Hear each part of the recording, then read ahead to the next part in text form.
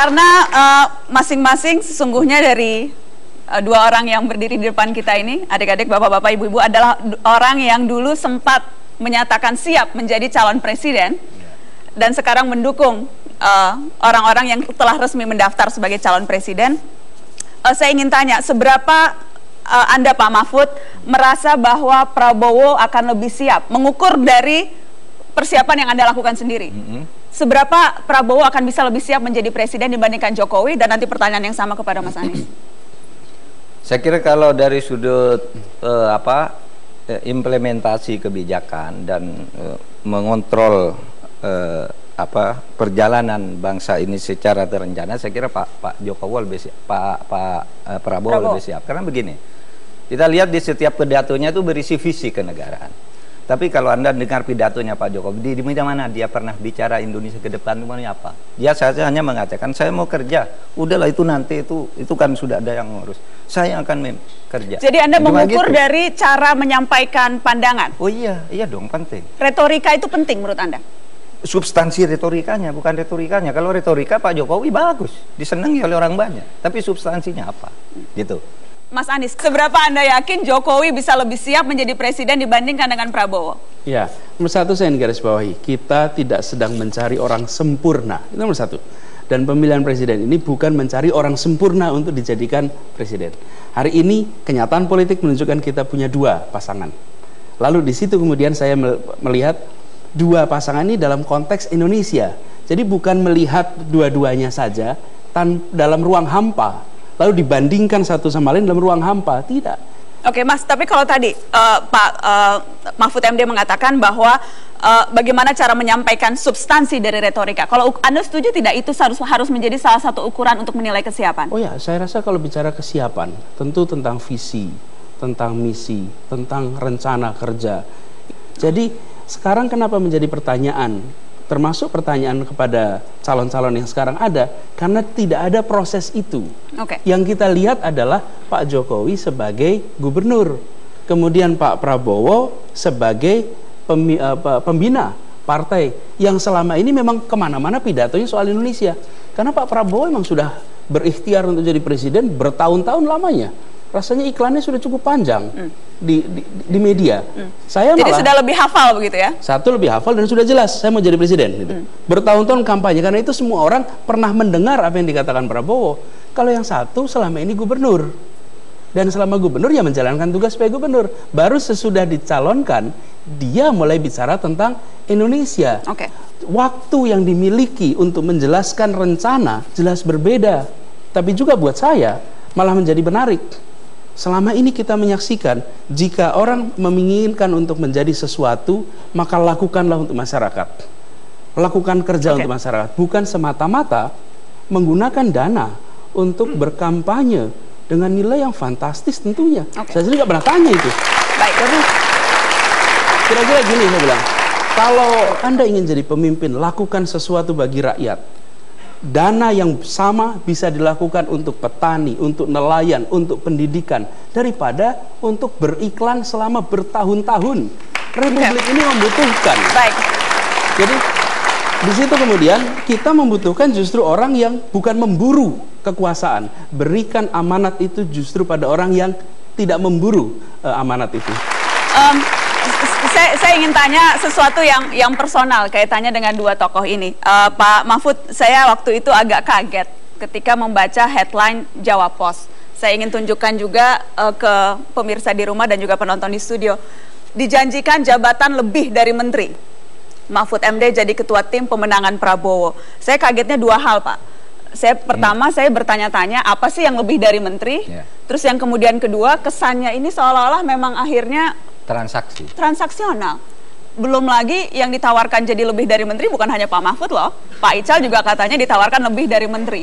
Nggak ada jabatan lebih dari menteri itu. Yang mengatakan Anda loh Pak, ini kutipan kutipan Anda ada di halaman sebelumnya ada. Anda baca enggak itu? Enggak, bukan saya yang mengatakan, itu Mas Duki Baidowi mengatasnamakan saya. Di kutipan Jawa Pos disebutkan dia pokoknya jabatannya lebih dari menteri. Iya, makanya lebih dari menteri itu tidak ada jabatan lebih dari menteri. Jadi apa yang ditawarkan ke Anda? Oleh sebab itu tidak mungkin karena jabatan menteri, karena di atas menteri itu tidak mungkin saya peroleh. Di atasnya itu kan wakil presiden dan presiden gitu.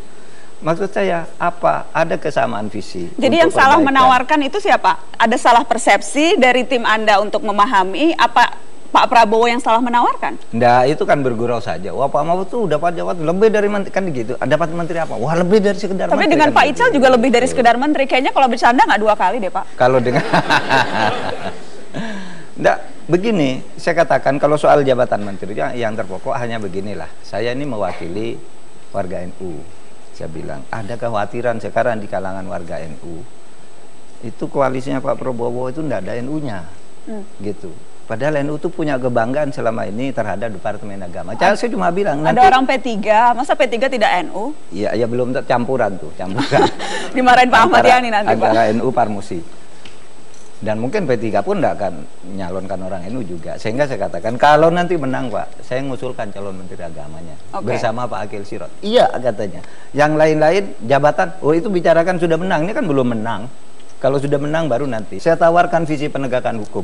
Lalu saya diskusi tentang hukum. Ternyata dia ngerti juga teori-teori hukum. Jadi Anda menitipkan pesan, bukan menitipkan orang? Bukan menitipkan orang. Bahwa itu nanti akan dengan sendirinya seperti tadi. Oh ya, berarti menitipkan orang Menteri juga Agama itu, Pak. Dan sebagainya. Iya. Dan itu jabatan ketua tim sukses itu kan bukan jabatan yang main-main, Pak Mahfud. Itu juga bagian dari pembicaraan mau mendukung asal dapat jabatan ketua tim sukses tidak? Mau mendukung asal jabatan ketua. Enggak, ketika ditemui justru pertama kali saya diminta jadi tim sukses itu. Langsung menjadi ketua? Iya, ini ada Pak Fadlizon. Bahkan begini, Pak Mahfud, di hati kami itu wakil presiden yang paling tepat Pak Mahfud, tapi tiketnya enggak pernah diberikan. Gitu. Sehingga kami ngambil yang punya tiket. Wah, ini bisa bahaya dan saya harus konfirmasi ke Fadlizon nanti. Karena kalau dalam hatinya sesungguhnya mau Pak Mahfud bukan Hatta Rajasa, belum sudah pecah ini berarti. Ya enggak tahu, terserah, tanyakan nanti. Tolong ingatkan saya untuk menanyakan itu ke Pak Fadlizon. Tolong ingatkan saya untuk menanyakan itu. Tanyakan saja nanti, apa benar atau tidak. Baik, Mas Anies, kita juga ada surat yang kemudian Anda sebar ke tim turun tangan. Ada mengapa memilih, judulnya kurang lebih seperti itu. Pilpres, boleh di sinilah saya merasa pasangan lebih sesuai, mereka berdua tidak sepenuhnya kombinasi kebaruan dan sebagainya. Tetapi yang menarik, Mas Anies, ketika kemudian Anda katakan, Anda sebutkan membantu orang baik. Ya. Apakah itu artinya kandidat lain tidak baik? Ya. Saya rasa dua-duanya sama-sama mencintai Indonesia. Mereka ingin melakukan sesuatu untuk Indonesia. Dan di sini saya selalu menggarisbawahi, jangan ambil posisi diam, mendiamkan. Lihat pileg kemarin. Mereka-mereka yang baik itu akan kalah jika orang-orang lain memilih untuk diam. Karena itu kita harus bantu.